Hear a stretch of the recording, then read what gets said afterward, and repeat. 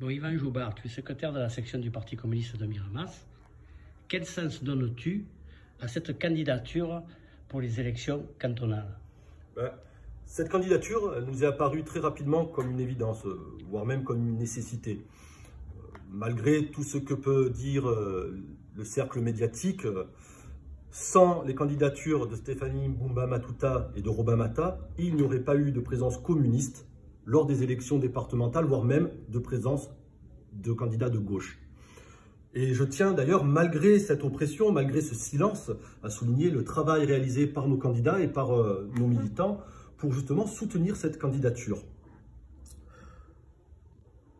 Les communistes sont ainsi les seuls à pouvoir proposer une alternative réelle, à proposer une vision d'avenir, à s'adresser directement aux gens, d'autant plus facilement que nos candidats sont eux-mêmes issus du peuple. Ce ne sont pas des politiciens professionnels.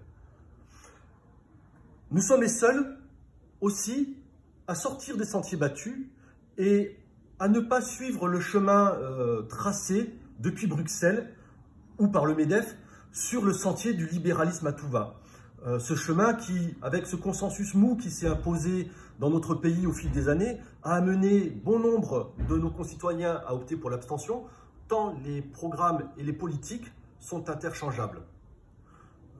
Nous estimons que notre vie politique s'est appauvrie et qu'il nous appartient de la redynamiser, de redonner de l'espoir aux gens, de leur proposer à nouveau quelque chose qui leur parle, quelque chose qui leur permette d'espérer, d'autant plus que les élections départementales sont celles qui les touchent le plus au jour le jour. C'est le conseil départemental qui gère les minima sociaux, qui gère les collèges, tout un tas de choses comme cela. Donc nos candidats sont pour moi porteurs d'un espoir de changement.